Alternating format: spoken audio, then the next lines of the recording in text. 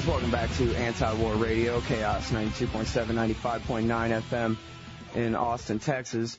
And my next guest, or my only guest today, actually, is a special request from my boss, Eric Garris, guy I hadn't known of before. Paul Jacob, a longtime libertarian activist, writes for townhall.com, is a senior advisor to the Sam Adams Alliance, a former director of the National Libertarian Party, and he's facing some legal troubles that I think will interest you guys. I have to admit, I procrastinated researching and preparing for this interview until this morning, and I started Googling around and reading these articles. I'm sitting here with my jaw hanging open. I cannot believe the legal trouble that this guy, Paul Jacob, is in for participating in democracy.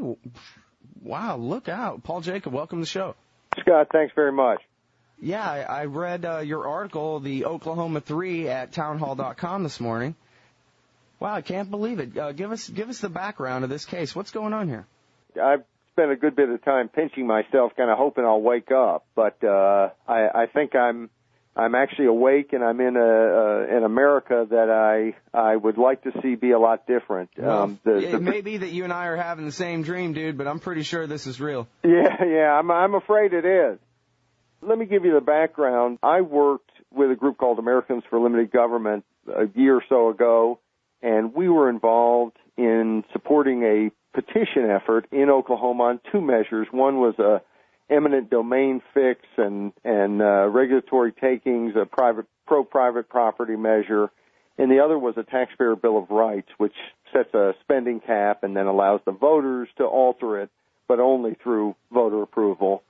You know, surprise, surprise, the powers that be in Oklahoma didn't like this measure. Yeah, I was going to say, sounds pretty good. Yeah, but so during the course of that petition drive, and I've been involved, I've done worked with term limits for a decade and have been involved in an awful lot of initiative petition drives, and I just have never seen anything like what took place in Oklahoma. They had hired a woman, Jeannie Berg, out of Oregon, to run a full-scale blocker effort. This is where they hire people to swarm petitioners, create street theater, chaos, scare people, spill coffee on petitions, and, you know, in many cases go into stores and lie that the person cursed them out, and the list just goes on in terms of... Not quite gangs in New York, but still pretty tough for a local petition drive. I've never seen, I don't think I've ever seen blockers hassling people walking down the sidewalk with petitions in my hand before.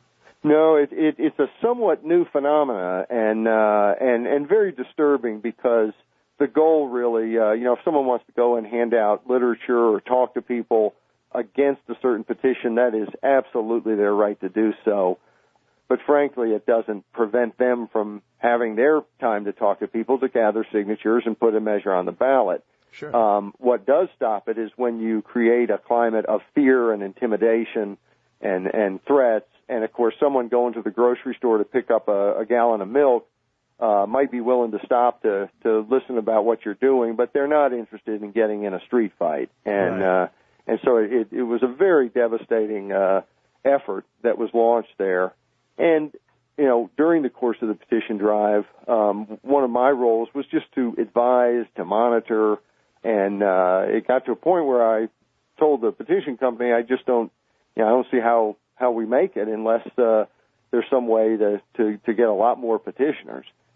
One of the things in most of the states in the country, anyone can petition, just like anyone could be your campaign manager. They don't have to live next door to you. They don't have to be a resident of the state.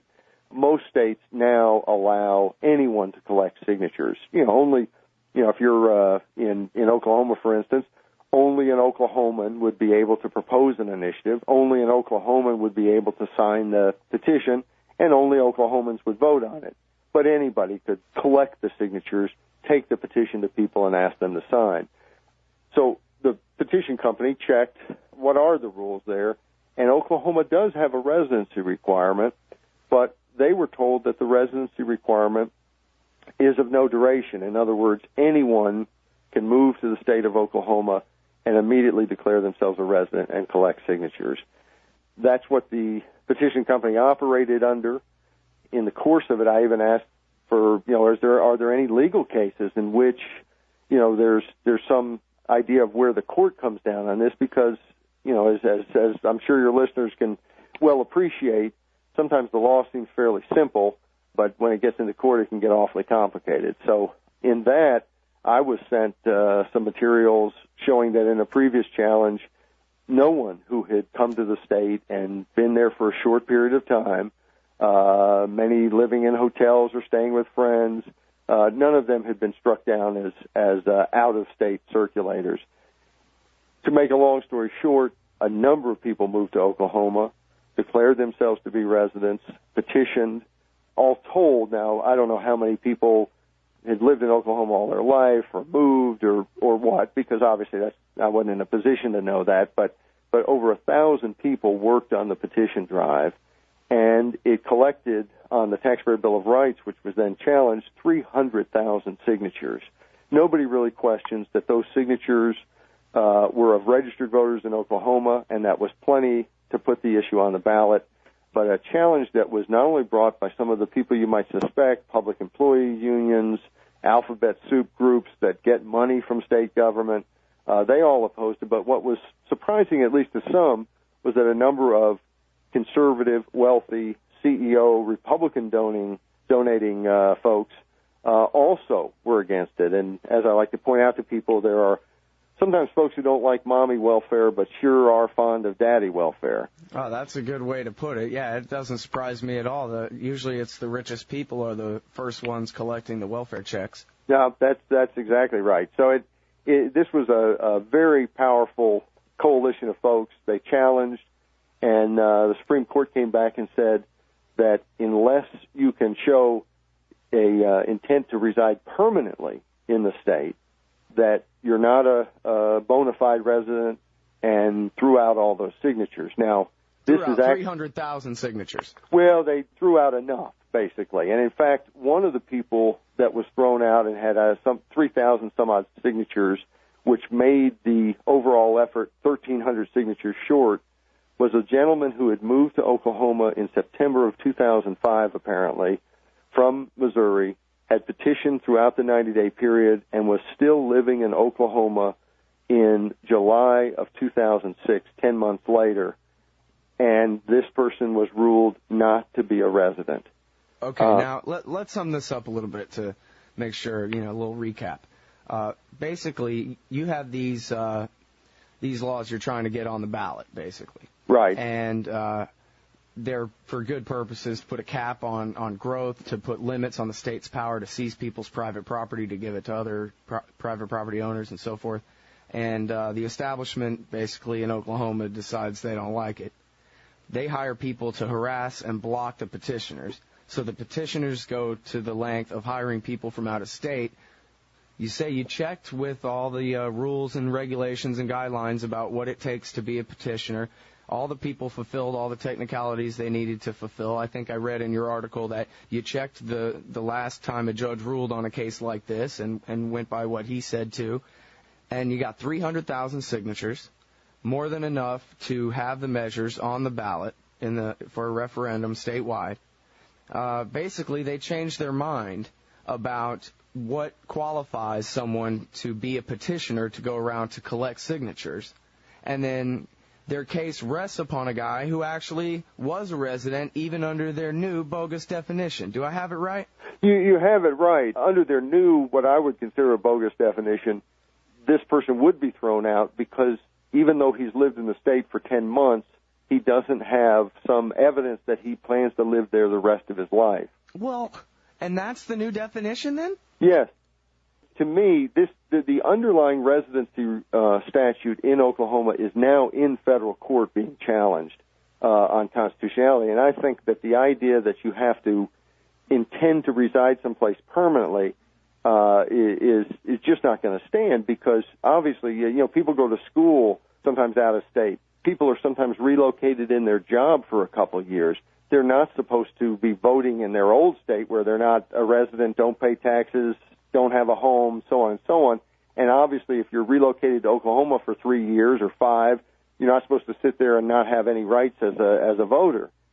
you've summed it up, and I think that it was a travesty when they threw out enough signatures on these bogus claims to stop a vote of the people on these measures. But what's even more of a travesty now is that the Attorney General is following this up by threatening the proponent of the measure, myself, Susan Johnson, the woman who is the head of National Voter Outreach, the petition firm that worked there, on a felony charge which carries a 10-year prison term in Oklahoma. If we made a mistake, we did it looking at what are the rules and how can we follow them. And the charge is conspiracy to defraud the state of Oklahoma. If there was a conspiracy, it was to figure out what this law was and to follow it. To me, it's a bad law, but I want to be very clear. We did everything we could to follow that law. You know, this sort of political heavy-handedness, and heavy-handedness somehow doesn't do it justice. This is a heck of a threat that I can feel personally, but I think it's also a threat that's aimed at anyone else out there who might dare to put something on the ballot that the powers that be don't like. And frankly, that's what the ballot proposition process is all about. Yeah, is putting stuff on the ballot like that. Hang on, Paul. Let's stick to the facts, and we can talk all about the chilling effect and all that, and that's a great point, and I want to talk about that. But the new definition, as you described, the new definition of what it means to be a resident of Oklahoma, they basically just made up this interpretation that you have to intend to stay there forever just for you, in order to say that that's the law that you broke, and now they're charging you with a felony for conspiring to break that law. But as you said, this doesn't apply anywhere else. All the other states, if I move to another state for 6 months, I got to get a driver's license there and everything else. Right. Well, and it's interesting that actually in some states, as I understand it, there is a period of time before which you have to be there for 30 days or some period of time to establish residency. In Oklahoma, the law is that you are a resident the moment you step foot on Oklahoma soil and say, I am a resident. And that hasn't really changed. What has changed is that they're now saying that you have to have this intent to reside permanently, which, frankly, the only place we're going to reside permanently, sad to say, is 6 feet under whatever state we happen to be in. And even then, there could be an earthquake or something. Right, that's right. Wow. So now, these guys, I'm sorry for joking around, because the punchline here is that you're facing 10 years in prison and $25,000 in fines for trying to get some measures on a ballot? Yes. You make enemies much? Apparently so. Golly. I worked for years on term limits, so I've seen that folks in power don't like it when the people want it one way and they want it another. Certainly, there are a lot of folks in Washington and in other state capitals where we've done term limits who are not very fond of me. People can agree or disagree with a certain position. That's, it seems to me that the whole essence of this country is agree or disagree, but at the end of the day, there's no knock on the door that says, because of your political beliefs, you're in trouble. I can't see this any other way. This is an attack on myself and 2 other innocent people for doing nothing more than trying to be politically active, trying to follow what were admittedly somewhat vague rules, but following them using the advice of state officials, and then doing some due diligence to look at what, has this been adjudicated before? It seems to me that this is aimed not just at me. I'm sure they'd like to knock me in the head, but I do think that it's aimed at anyone else in Oklahoma who might try to use this process. And I've been contacted by a number of people in Oklahoma, some folks who are working against this Trans-Texas corridor, which frankly I'm getting educated on as we speak, but don't know a whole lot about it except that talk about eminent domain. It would be a huge use of eminent domain, and a number of people have said, Scott, that the only place it can be stopped by the voters as opposed to politicians is Oklahoma, because it's the only state, that it's going through. Texas doesn't have the initiative process. They can't stop it there if the legislature approves it, but they could stop it in Oklahoma, and more than a few people have suggested, this is another thing that the powers that be in Oklahoma want to send this message: don't mess around with the power. And you say these people are calling you concerned, saying, hey, Paul Jacob, I'm running a petition campaign. Can you help, make sure I stay out of jail? Well, and it becomes extremely difficult. There is a civil rights petition on the streets there. There's a petition for easier ballot access for independent and third-party candidates, and they're scared. And of course they're smart to be scared, because there is nothing, in the old days before the Supreme Court, U.S. Supreme Court struck down voter registration requirements for petition circulators, at least you could get a slip of paper that said this person is indeed a registered voter. Now, there is no way for anyone to determine whether the person applying for the job of a petitioner is indeed a resident, because there's no state agency that hands out little cards that say you're a resident. You could have an Oklahoma ID and not be an Oklahoma resident. Mm-hmm. It's all ridiculous. I know someone who, they have an out-of-state driver's license, but they want to get a Texas ID for, money transfer, ease purposes, and so forth. And they said, well, you can't get your Texas ID until you show us your Social Security card.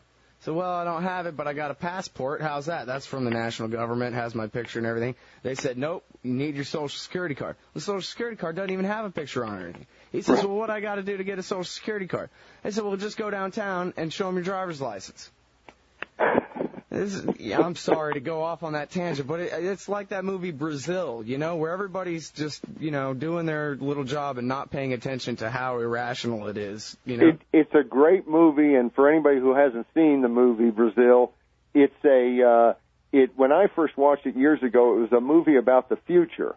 Now, I'm afraid it's a movie about where we are right here and now. Yeah, you got that right.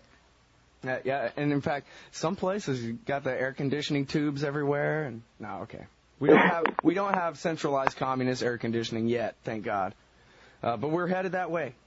It seems like, and I think you're right that this really, I'm not usually the type to go around getting too much involved. I've done a little bit of ballot access for the Libertarian Party and stuff, but I'm not really a petitioner type who goes around trying to get laws on the ballot and that sort of stuff. I leave some of that rubber meets the road stuff to people like you, Paul, but I can see it. I have my own little flash of intimidation myself as I'm reading this, and I think we all know this, right? You try to take part in the process, and going in, there's so many. That's probably why I don't participate more. There's so many rules and regulations and loopholes and things that written in legalese that might as well be Greek, that the average guy figures that if he does get involved and he pisses off the wrong group of people with power, they can, take some loophole where he made a mistake and use it as a noose. Right. And, and it would be one thing if someone violated clear rules, or if someone purposely violated clear rules, but to have vague rules that folks, and I was an advisor on this effort. I didn't speak to the state officials. I didn't run this petition drive. I spoke with the people who were doing it and helped them make decisions and kind of looked at numbers and that was my role. But the idea that people can do due diligence, trying to figure out exactly how to do a petition drive within the rules, speaking to state officials and making certain that that's right, and then later have the rug pulled out from under them and lose all those signatures, that's terrible. But then to have, on top of that, to be threatened with 10 years in prison, there's something going on there, and it's not the America that we grew up thinking we lived in. This is something that I just hope it wakes up a lot of people to, one, how important it is that we have a process where we don't have to beg and plead with politicians to do the right thing, where we can go straight to our neighbors and say, here's the idea, it's in black and white, vote yes or no. I think that's a critical process, but I think it's also critical to show people, look at the way the powers that be respond to this process. After term limits swept the country, virtually every state with the initiative process passed new restrictions, new laws that make it tougher to get on the ballot. They're constantly trying to find ways to stop people from hiring petitioners, even though since 1905 they've been paying people to collect signatures. There are numerous new laws to try to stop that. new states passing these residency requirements, which frankly to me are the initiative equivalent of Jim Crow laws. I mean, they are designed to do what the folks in Mississippi in the 60s wanted to do with the Freedom Riders, which is to stop them from getting involved and, to stop the so-called outside agitator.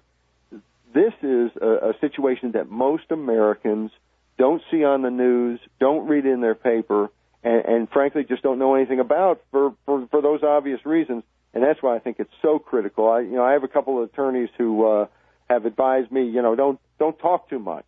Well, I'm sorry. I can't help it. This is something that has to be talked about. Our ultimate salvation in terms of as a body politic is critical here. And if people don't know that this is going on, we're going to see more of it, not less. Well, you have me wondering how often this happens to people that I have no idea. You know what I mean? Like, honestly, the only reason I know about your case is because you're friends with my boss, Eric Garris, and he told me about it. How many different municipal utility districts and cities and counties and different local governments around the country do people get punished for attempting to participate in? I have no idea whether this is, wow, that's just a bad thing that happened to this one guy, Paul, or whether this is an epidemic across the country or what. Well, I have to tell you, Scott, I don't really have some tremendous, I haven't seen studies or anything else. My sense from being involved in this process a lot around the country is that prosecutions like this are unheard of. I've had talked to people all over the country. They just can't believe it. They've never heard of anything like this.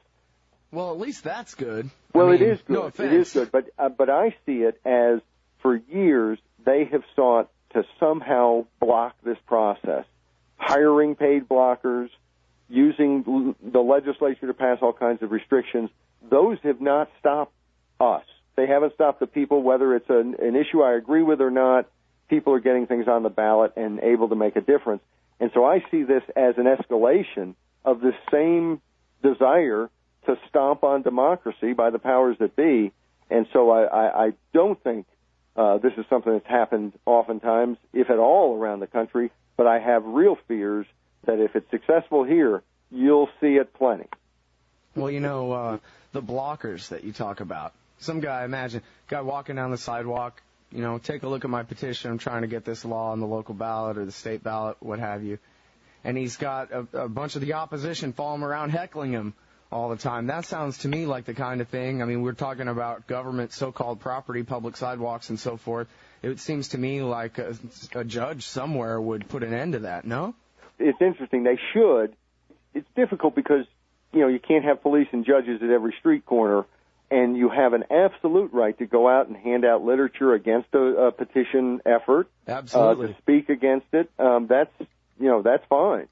You don't have a right to heckle and threaten and intimidate and jump in between people who are trying to talk. During the last election cycle in Nevada, there was an effort by the Taxpayer Bill of Rights folks there to get a temporary restraining order against the blockers who were using these tactics. And the judge said to the blockers, I don't want to go to a TRO. I want a simple agreement that says you will not interrupt, and so that both sides cannot interrupt. If the people who are against the petition speak to someone, they will finish their conversation before the petitioner talks to them. If the petitioner engages someone in conversation, they will have that conversation uninterrupted, and then the person against the petition can talk to them. And she got both sides to sign an agreement that they would be polite and decent and not interrupt. And you know what? The blockers were off the streets in a week. Because if all they could do was to speak out, most people liked the petition and signed it.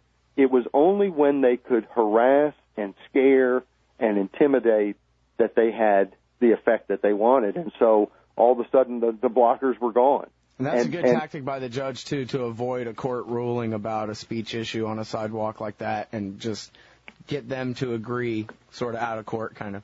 It was a very common sense solution to the problem, but again, it really pointed up their real plan was to stop people from signing the petition, not to get their message out to people. Mm-hmm. And now, in terms of being an activist, you really go back a long way. Eric Garris tells me that he kind of feels responsible for getting you thrown in prison back in the day. What happened there? Well, I don't know. I've never quite held Eric responsible, but many, many years ago, when I was a college student, got involved in both libertarian politics and very active against the draft. And I've been a critic of U.S. foreign policy. I'm just beside myself with the idea that I now live in a country that I think kind of secretly arrests people and tortures them. So that, I don't think the frightening aspect of our government is limited to my case. That's for sure. But I've been a critic of foreign policy. But my effort against the draft was really on basic principles. I'm not against the military. I like the military. I think America has been well served by our military, not by our politicians, but well served by our military. But I don't believe in conscription, in forced service. And I think that we've always had enough volunteers. I happen to agree with what Ronald Reagan said way back in the day, which was the draft or draft registration destroys the very values our society is committed to defending. So that was my beef against the draft. I was very public, and Selective Service System and the Justice Department used their selective prosecution to go after people like me who were speaking out, and ended up going to trial and serving 5.5 months in a federal re-education camp, which I like to think didn't take.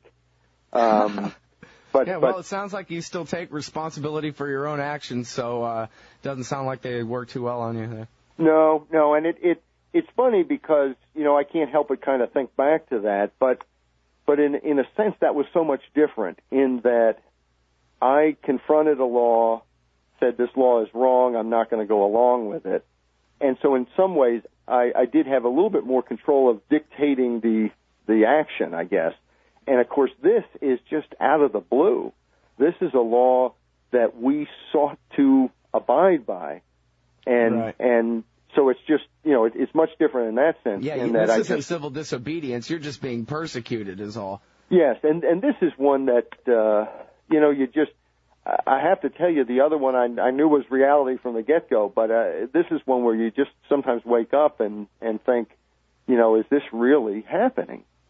Yeah, well, and there's kind of a common theme here with the draft and with eminent domain and the rest of this stuff. To me, it's just a question of basic American principles. If you own yourself and you own your property, then it's not okay for a local government to steal your property and give it to someone else. It's not okay for them to steal you or steal your kid and put them in the Army if that's not what they want to do. And this is America, right? Absolutely. And I've always thought, Scott, there are so many countries. If you like countries where you're forced into the military or your property is stolen willy-nilly because someone in power says they'd like to give it to someone else, or you're taxed at incredible rates, or every aspect of your life is dictated, there are just a plethora of countries out there where you can go to get exactly that. There's only really one country in the whole world, and there are some democracies and some Western Europe and Australia, and these are decent places to live. I'm not saying they're not, but they're not the same as America, where the individual is sovereign and where you have people constantly saying, wait a second, you can't do that because you, the government, work for me, not the other way around. And if we ever lose that, there is nowhere else on this planet to go to get it. And that's why I just think it is so critical. And what we're talking about in my case is not a lower tax rate or, more accountable government or this or that. We're talking about the very essence of America, that you don't have to fear the knock in the night, that you can say what you believe without fearing persecution. And, frankly, if we lose that, there's just, it's hard to think of anything sadder than losing that essence that is America. It's what we all love about being in this country. We have a nice economy. We're a wealthy country. Gee whiz, I would trade that in a New York minute to make sure that we keep the essence of what is America, which is this is a place where you are safe from thugs and tyrants. Sounds right. Basic American principles. And, you know, we all only live a few decades each, I guess, but it seems like these are kind of lessons I learned as a kid, not from, you know, any ideological libertarian source, but just, you know, basic, this is the way things are. In Russia, they own you and they tell you what to do. Here, you do whatever you want as long as you don't commit a crime against somebody else. And just kind of basic rules of the road. This is what we all learn as kids, and it seems so soon to abandon it, you know, while we even still remember what the principles are. I mean, maybe in 50 years or something, I don't know. There is a heck of a battle going on. You know, we hear so much politics of the presidential race and so on, but in people's local community, in their state, there is a battle going on, and the ballot initiative process is a huge part of that. And I'm convinced it is our only real way to check the excesses of politicians at the national level. I mean, think about the fact that this is a brand new Democratic Congress. They haven't been in power 1 year yet, and already they're hitting the lowest approval ratings of any Congress in the history of the poll. And of course, the obvious thing, you know, some partisan Republican might say, oh, well, see, they don't like the Democrats. None of this sentiment is for bringing the Republicans back. You know, we're living in a time in which we have such opportunity with the Internet, with technology, the economy's good, but almost all of us recognize that the underpinnings are not healthy, that we have a political system that is divorced from us, that we have two parties that are both, frankly, crooked as the day is long and not trustworthy, not principled. So how do you get a handle on that? Well, to me, the best way to get a handle on that are things like term limits, other type of restrictions on government where you empower citizens. One of the things I loved about the Taxpayer Bill of Rights is it really put the voters in charge of the decision to spend more. And frankly, as you know, Scott, I'm libertarian. I'm not a big fan of government spending. But if the voters vote for more government spending, then so be it. But at least then the people who are paying the bills are making the decision instead of having it foisted on them by politicians who, frankly, don't represent them one iota.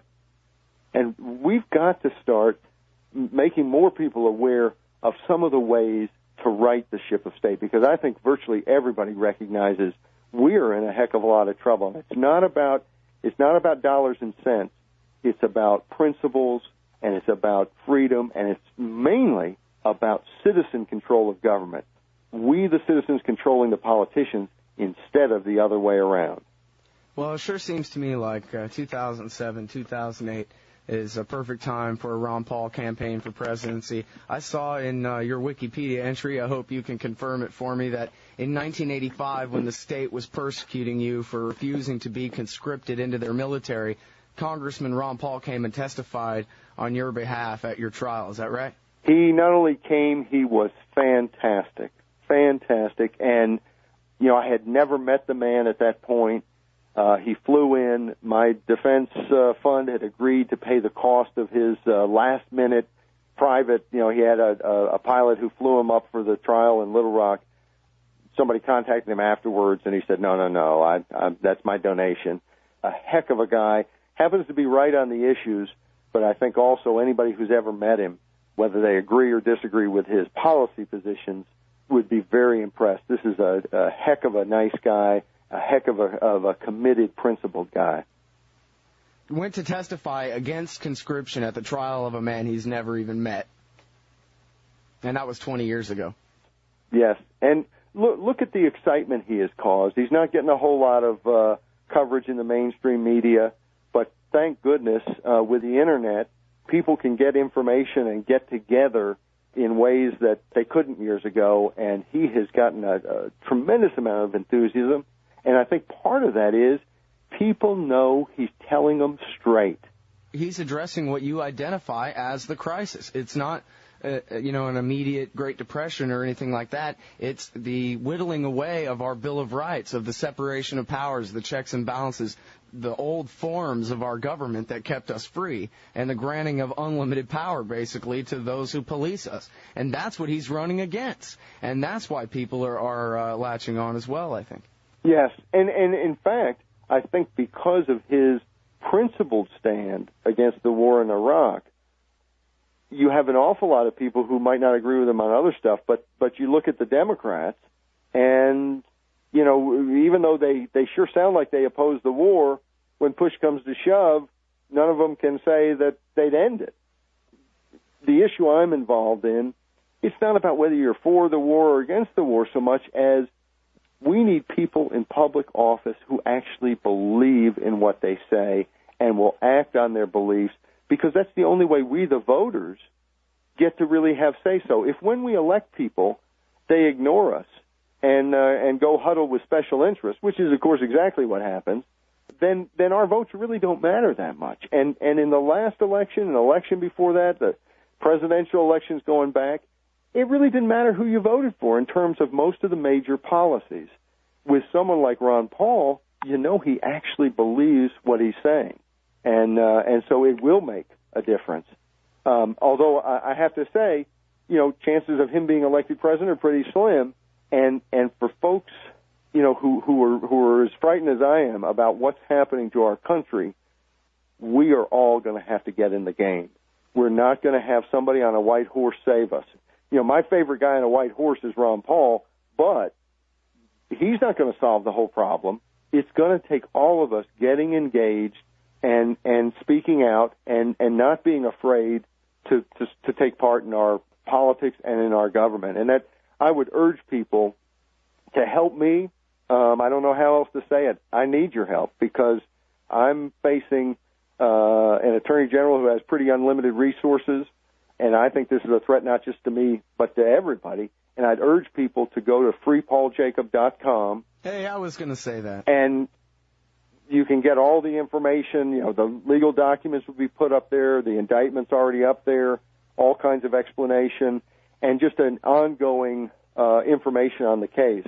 So I urge people to let's use this Internet. Is there a trial date set at this point, Paul? There is not. In fact, they haven't even had the first scheduling hearing. My attorney is telling me that it's likely to go to trial about a year from now. And of course, my druthers would be that it never goes to trial because the powers that be in Oklahoma realize this is not the type of prosecution that they should be engaged in.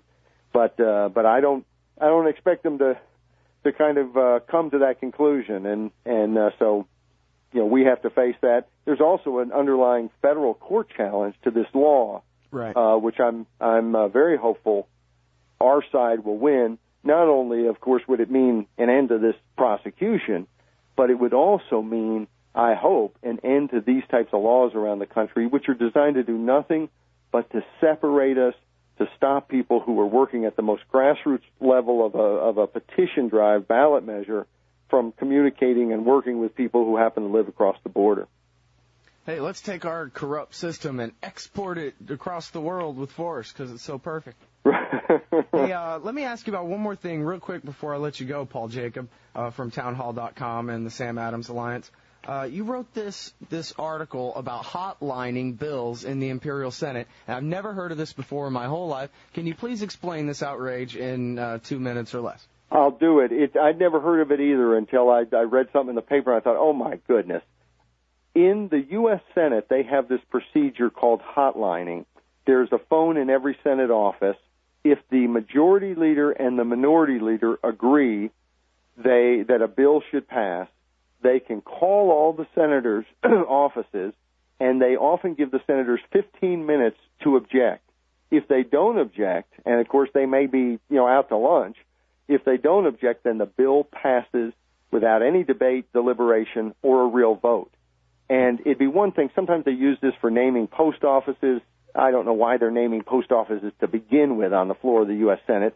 But, okay, that's not a big deal. Other times they use this to pass bills that spend hundreds of millions of dollars.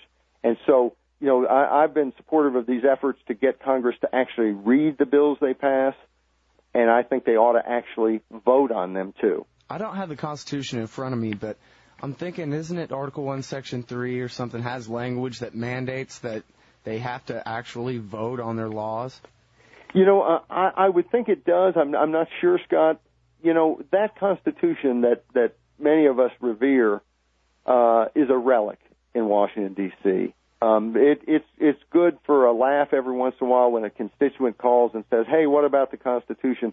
You can count the folks on one hand in Washington who really care about what it says in the Constitution and pay any attention. And, of course, Ron Paul is one of those people that you'd count. Yeah, they like the part where it grants them all this power, but they don't want to pay attention to the rest of it. It's a wonderful document, shorter than most of the bills they pass, and yet I wonder how many of them have read it. No doubt. All right. Well, Paul Jacob, I'm really sorry to hear about the state of Oklahoma persecuting you like this. I hope we can stay in touch. You can keep us up to date on your case here. Well, I sure will. And, Scott, I appreciate the opportunity to speak out about it because I think people need to hear about it. I urge people to take a look at freepauljacob.com, and I think maybe you'll be as sickened and scared as I've been. All right. Thanks very much, and good luck to you, Paul. Thanks, Scott.